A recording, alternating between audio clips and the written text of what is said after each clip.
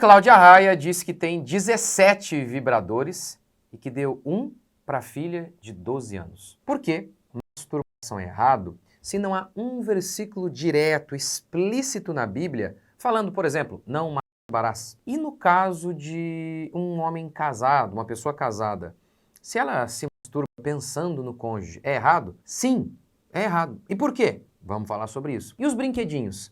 Porque os brinquedinhos são completamente errados. Completamente errados. Curta, comente e se inscreva. Bora para mais um vídeo. Vamos lá, gente. Antes de mostrar aqui o videozinho da Cláudia Raia, ex-atriz global, acho que ela não é mais, né? Não trabalha mais na Globo. De vez em quando algumas pessoas dizem assim, ai, por que reagir a esse povo maluco? Ninguém dá bola para eles. Você está completamente enganado. Em primeiro lugar, que esses caras são os famosos idiotas úteis, que eles dão voz a uma filosofia que nem eles compreendem completamente. Mas filósofos lá atrás conceberam uma ideia totalmente distorcida sobre a sexualidade e isso vai respingando nesses caras que vomitam esses conteúdos por aí. Além disso, por que reagir esses caras, ninguém dá bola. Veja esta matéria. Pesquisas mostram que novelas influenciam mulheres sobre divórcio e fertilidade. Um estudo constatou que onde havia sinal de TV, obviamente esse é um estudo aí já antigo, né? Onde havia sinal de TV, principalmente da Globo, o índice de divórcio de mulheres que tinham poucos filhos ou nenhum filho era maior. Olha que coisa. Tinha sinalzinho da Globo, muito divórcio naquela região. Poucas mulheres com muitos filhos. Olha, é claro que a conclusão do estudo foi que isso tinha a ver com as novelas, que passam uma filosofia de vida. Então, não fica ignorando essa galera não, viu? Mas vamos lá, então vamos ver aqui a fala da Cláudia Raia. Hoje, os vibradores são brinquedos com prescrição médica, tá? Você tem 17 vibradores em casa? Tenho. 17? Tenho. Para quê? E quando a Sofia fez Por 12 que anos, eu dei um vibrador para ela e falei, vá se investigar, vá saber do que você gosta. Cá está a educação. Mas é isso, sim. Entendeu? Então, hoje é prescrição médica, isso não é mais invenção. Então 17 vibradores é uma panóplia de vibradores. Claro, porque eu escolho o vibrador que eu quiser, dependendo do meu mood. Isto é uma vaginoterapia. Óbvio. Claro. E a vagina tem que ser muito bem cuidada. A pepeca, como a gente diz no Brasil. A pipeca é um nome engraçado. Pepeca. E hoje, os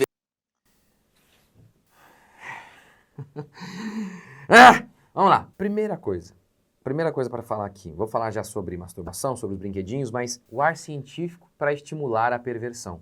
É prescrição médica.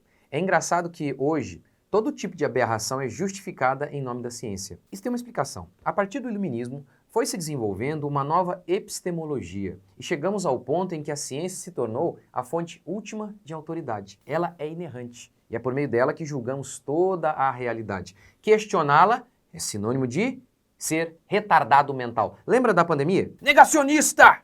Era o termo para quem questionava as picadinhas e o fechamento. Hoje já se tem certeza absoluta do erro dessas políticas. Mas na época, o termo pejorativo, negacionista, foi colado em quem não via a ciência como inerrante. Negacionista seria o sinônimo de retardado mental, um retardado mental completo, de alguém que nega a realidade óbvia. Por quê? Porque se a ciência diz que essa aqui é a realidade óbvia, você não pode questionar a ciência. A ciência é a realidade. Rejeitar a percepção da ciência é se tornar um negacionista. É interessante notar também que a própria revolução sexual, que pregava a perversão sexual e o abandono da moralidade cristã, teve como um dos seus grandes nomes Alfred Kinsey, que alegou ter descoberto cientificamente que reprimir as suas paixões sexuais faz mal à saúde. Mas, como Kinsey mentiu, a Cláudia Raia também mente ao dizer que é uma questão de saúde se masturbar. Isso é mentira. Qual a base? Qual a fonte? Vozes da minha cabeça moderna e pervertida, respondem os doutores. Segundo ponto. E a masturbação?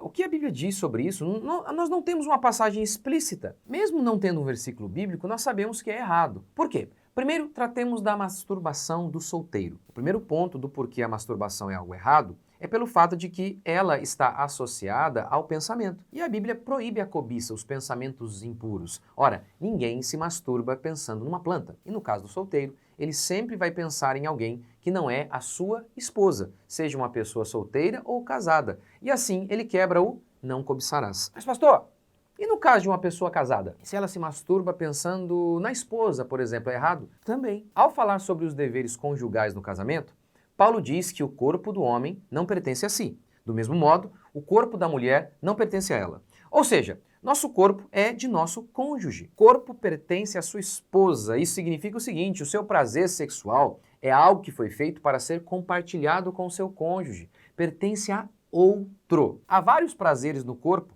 que podem ser individuais. O prazer de comer, de sentir o vento. Mas, ao tratar do prazer sexual, Paulo diz, pertence ao outro. Portanto, quando uma pessoa casada se masturba, ela está desfrutando egoisticamente de um prazer que deveria ser compartilhado.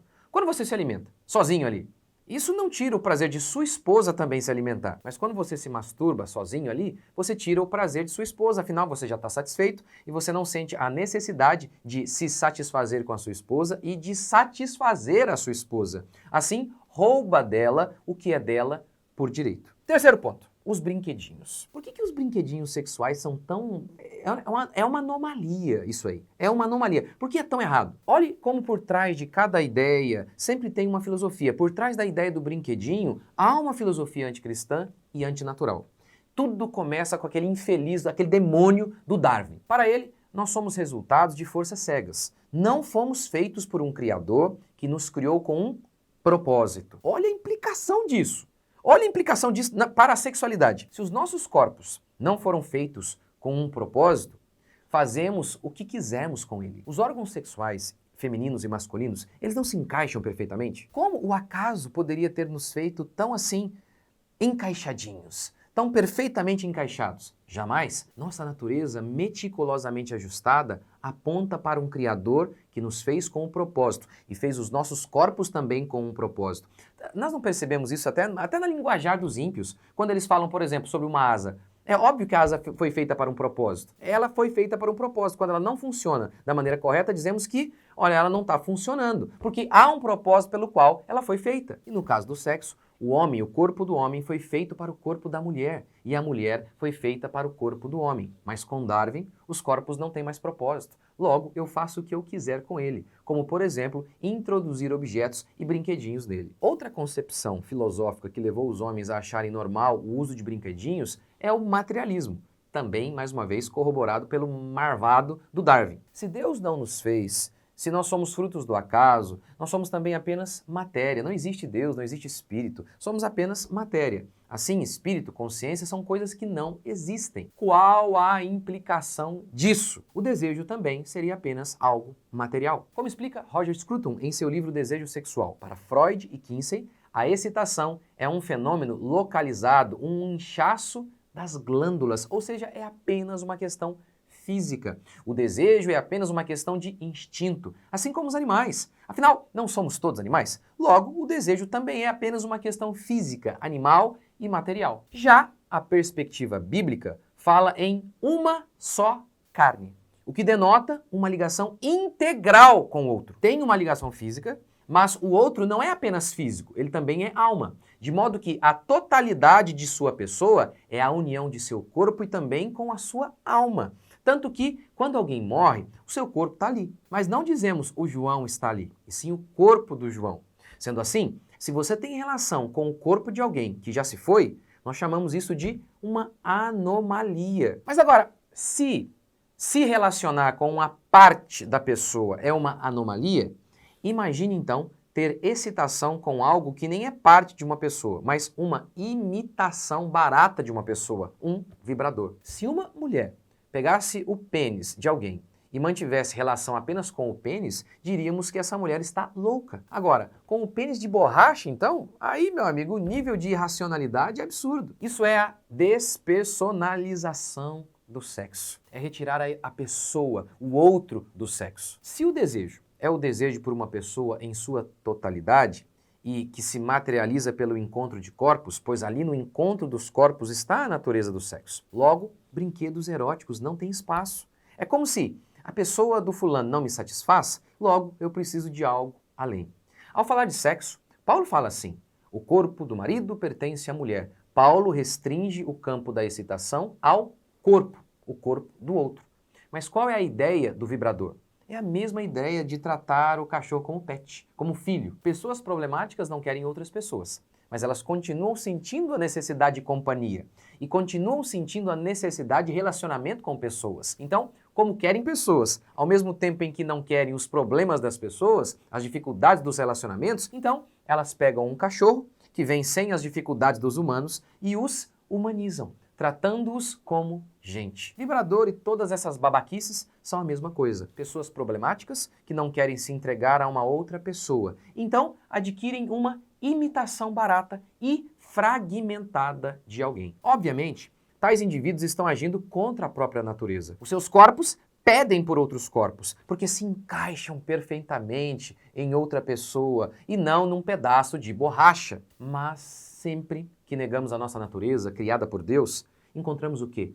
Uma felicidade momentânea, seguida de angústia. Lá no meu curso Sexualidade Cristã, eu falo mais sobre isso. Tento responder a todas as perguntas sobre sexo, tento falar de maneira explícita, mas piedosa, sobre todos os assuntos, o que pode, o que não pode. Falo muito também sobre o que eu falei neste vídeo, sobre o desejo. O que é o desejo? Por que os casais perdem o desejo? Adquira o curso. O link está aqui na descrição. E é isso aí, gente. Basicamente é isso. E esse absurdo que a gente vê aqui, inclusive também, né, quando ela fala, olha, eu falei para minha filha, vai se descobrir.